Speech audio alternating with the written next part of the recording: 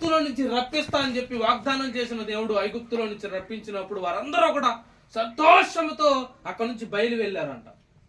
ఎలా వెళ్ళారు? సంతోషముతో బయలు వెళ్ళారు. యాకోబు హర్షించును, ఇశ్రాయేలు ప్రజలు సంతోషించును. ఆ జనాంగం అంతా చాలా సంతోషంతో ఉన్నారంట. ఎందుకంటే ఈ చెరలో నుంచి మాకు విముక్తి కలిగింది, ఈ చెరలో నుంచి మాకు, ఈ బందీలో నుంచి మాకు విముక్తి కలిగింది.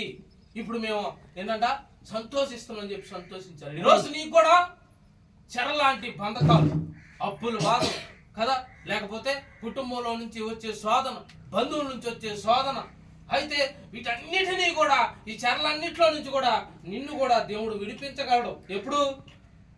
దేవుణ్ణి వివేకముగా ఎదికినప్పుడు, దేవుని మాటను పట్టుకొని జీవిస్తున్నప్పుడు, అప్పుడు ఖచ్చితంగా దేవుడు ఏం చేస్తాడంటే మన మరణాలకి ఇస్తాడు. ఈరోజు అందరికీ ఈరోజు ఏంటంట లోకంలో ఫ్రెండ్షిప్ డే. ఈ లోకంలో ఏంటంట ఫ్రెండ్షిప్ డే. దేవుడు కూడా ఒక ఫ్రెండ్ ఉండవు, దేవుడికి ఒక స్నేహితుడు ఉండవు. నిజమే, దేవుడు కొంతమందిని మెచ్చుకున్నప్పుడు, కొంతమందిని దగ్గరకు వచ్చినప్పుడు దేవుడు ఏం చేస్తాడంటే వారికి కొంతమందికి బిరుదులు ఇస్తాడు. ఇస్తారా?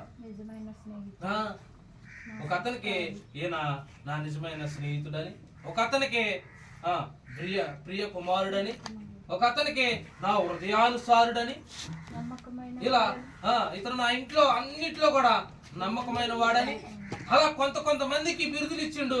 అదే స్థానంలో ఈరోజు ఫ్రెండ్షిప్ డే కాబట్టి చూడండి, ఒక ఫ్రెండ్ గురించి చెప్తా. దేవుడికి మంచి ఫ్రెండ్ అంట. ఆయన ఏంటంట దేవునికి మంచి ఫ్రెండ్ అంట.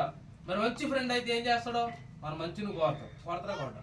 మంచి ఫ్రెండ్ అయితే ఏం చేస్తాడో మన కొరకు ప్రాణం పెడతాడంట. బైబిల్లో రాయబడింది, మంచి స్నేహితుడు అంట మన కొరకు ప్రాణం పెట్టినవాడు. అయితే ఆ స్నేహితుడు గురించి మీ అందరికీ తెలుసు. అతని గురించి ఎవరు చెప్తారా? నువ్వు చెప్పాలా? మీరు చెప్పాలా? మంచి స్నేహితుడు ఇతను, నా మంచి